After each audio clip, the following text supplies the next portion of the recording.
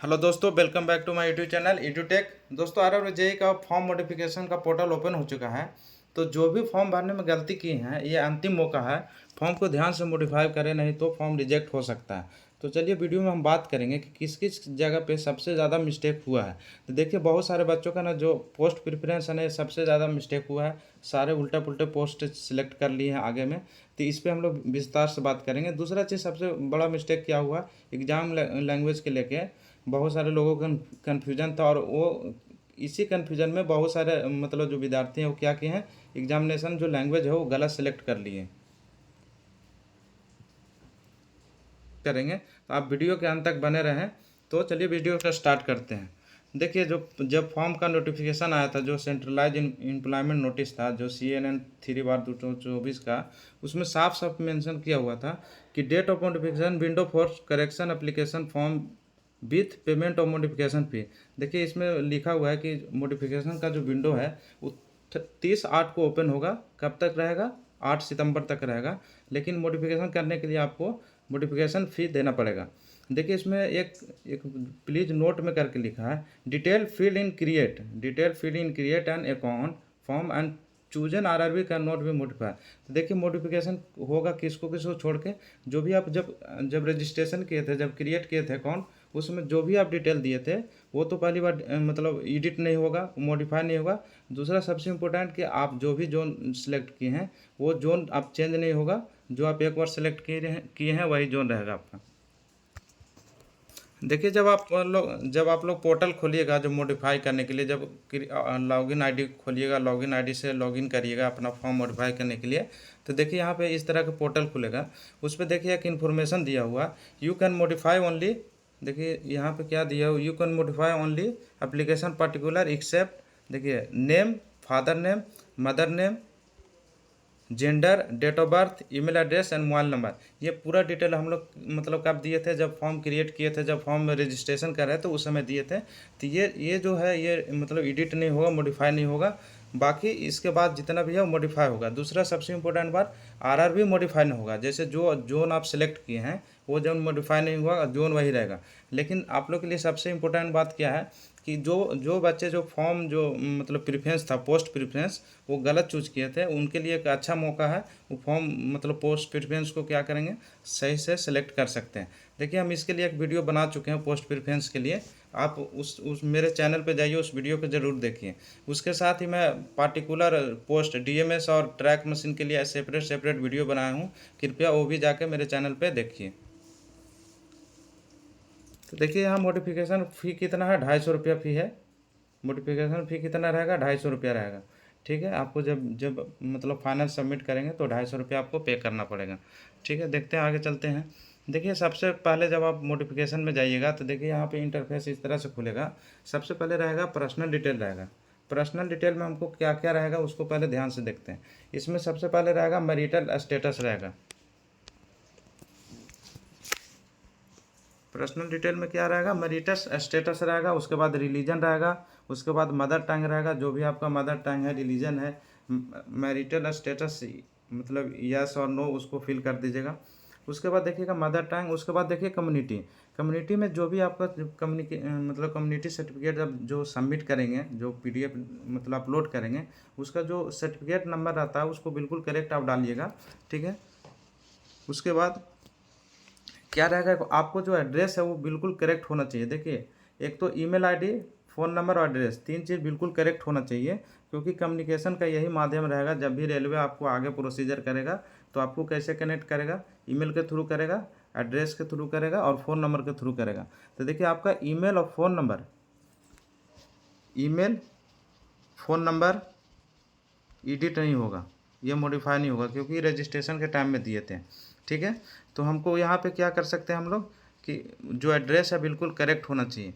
इसी में देखिए हम लोग बात करेंगे लैंग्वेज के लेके, जो पर्सनल डिटेल्स में ही है, इसको हम लोग बाद में डिस्कस करेंगे। देखिए, उसके बाद चलते हैं हम लोग अदर्स डिटेल्स में। देखिए, अदर्स डिटेल्स में क्या भरना था कि मतलब एक सर्विसमैन है कि नहीं, उसमें यस नो डालना है।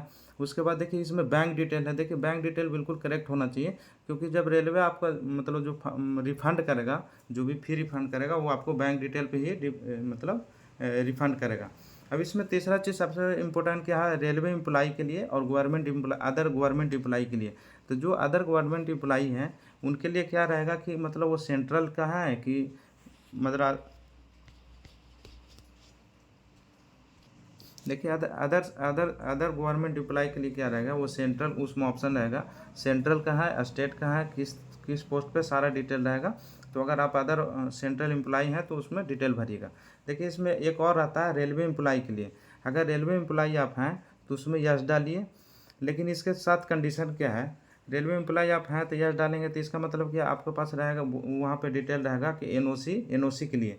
तो अगर आपको एनओसी है आपके पास तो आप यस डालिए। अगर एनओसी नहीं है तो उसके लिए अभी कुछ भी मत करिए, नो डाल दीजिए और फॉर्म को आगे फिलअप कर दीजिए।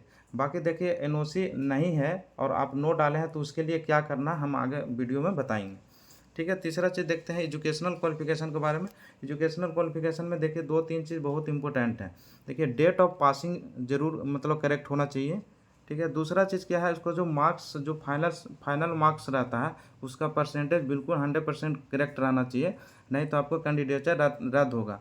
अगर डॉक्यूमेंट वेरिफिकेशन के समय में डेट ऑफ पासिंग और फाइनल मार्कशीट का जो परसेंटेज रहेगा वो गलत रहेगा तो कैंडिडेचर रद्द हो सकता है। ठीक है, तीसरा चीज़ हम लोग देते हैं इसके आगे फ़ोटो एंड सिग्नेचर के बारे में।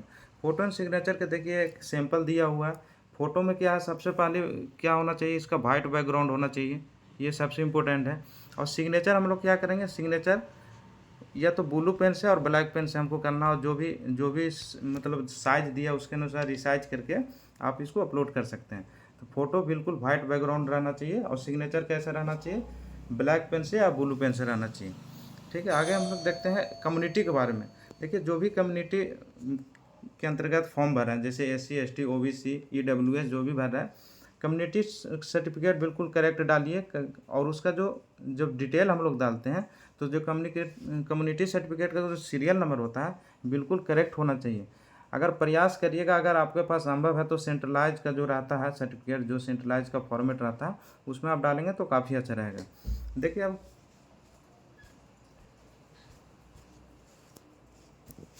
लैंग्वेज में सबसे बड़ा मिस्टेक क्या हुआ, सब लोगों से क्या हुआ, बहुत लोग क्या किए, खास करके जो हिंदी वाले क्षेत्र के लोग हैं। देखिए एक चीज़ याद रखिएगा, डिफ़ॉल्ट लैंग्वेज क्या रहता है, डिफ़ॉल्ट लैंग्वेज हमारा क्या रहता है, इंग्लिश तो रहता ही है।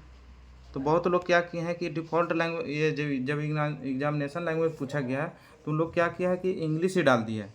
लेकिन लेकिन इसमें क्या प्रॉब्लम है इसे समझ लीजिए।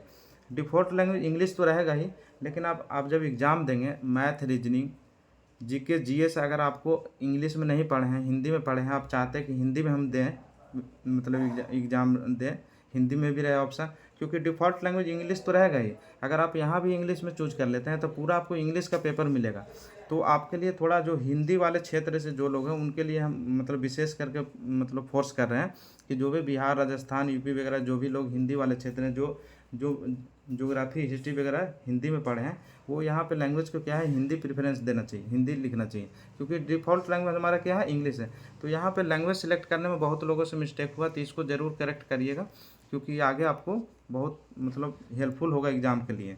फिर उसके बाद देखते हैं पोस्ट प्रेफरेंस में सबसे ज़्यादा मिस्टेक क्या की है कि कुछ लोगों को मालूम नहीं कि किस पोस्ट के लिए क्या काम है, किस पोस्ट पे क्या वर्किंग होता है, उसका वर्किंग कल्चर क्या है। तो इसके लिए एक हम वीडियो बनाए हैं, उसके डिस्क्रिप्शन में जाइए, वहाँ पे देख लीजिए। ऐसे मैं लास्ट में थोड़ा सा मैं बता दूंगा कि किस किस पोस्ट पे आपको प्रीफर करना चाहिए, किस पोस्ट को आगे रखना चाहिए। देखिए जो भी अब रेलवे एम्प्लॉई है और फॉर्म भर रहे हैं, ठीक है, जो रेलवे एम्प्लॉई है और फॉर्म अप्लाई कर रहे हैं, तो इसके लिए 2 कंडीशन है। अगर आपके पास NOC है तो उसके लिए फॉर्म में यस डाल दीजिए, और आपको NOC वगैरह अगर अपलोड मांगता है तो उसका सीरियल नंबर जो भी है वो उसको डिटेल्स दे दीजिए।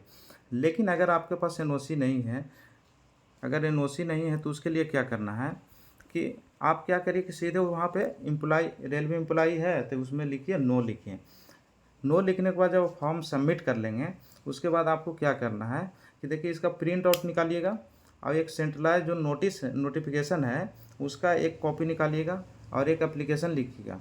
ये तीनों को 5 सेट बना के जो भी आपका कंट्रोलिंग ऑफिसर होंगे उनसे फॉरवर्ड करा के सीनियर DO के पास आप जमा कर दीजिए। आप उस लेटर में क्या लिखेंगे, इसके लिए हम एक वीडियो बनाएंगे कि NOC के लिए कैसे अप्लाई किया जाता है रेलवे में, और NOC के लिए और टेक्निकल रिजिग्नेशन के लिए।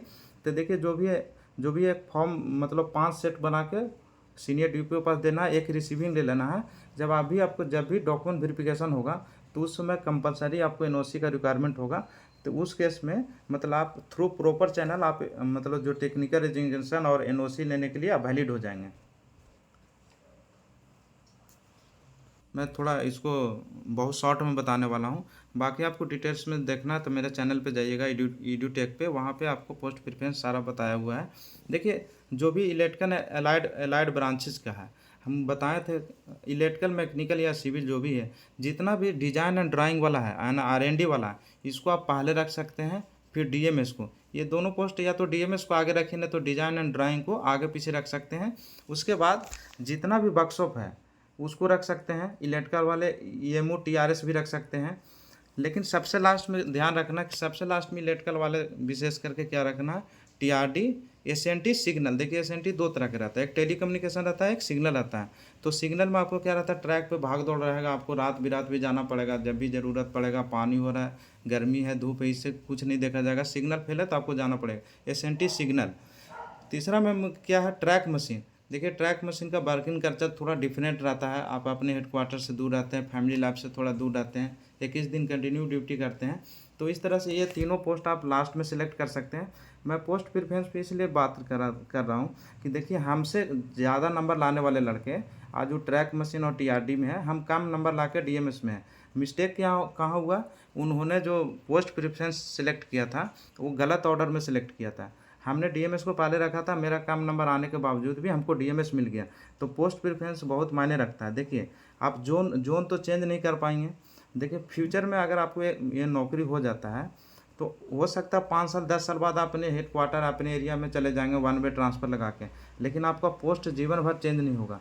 इसीलिए पोस्ट प्रेफरेंस सोच समझ के डालना है, क्योंकि आपको पोस्ट प्रेफरेंस चेंज होने वाला नहीं है। भी मिस्टेक हुआ पोस्ट प्रेफरेंस लैंग्वेज वगैरह के लिए, जितना भी मिस्टेक हुआ उसको केयरफुली मॉडिफाई करिए। बाद मेरे चैनल एडुटेक को सब्सक्राइब करिए, लाइक करिए। और अगर किसी तरह के भी डाउट है या अगर किसी टॉपिक पर आपको वीडियो चाहिए रेलवे से रिलेटेड, रेलवे JEE से रिलेटेड, तो आप कमेंट में ज़रूर मेंशन करें, वीडियो को शेयर करें। धन्यवाद।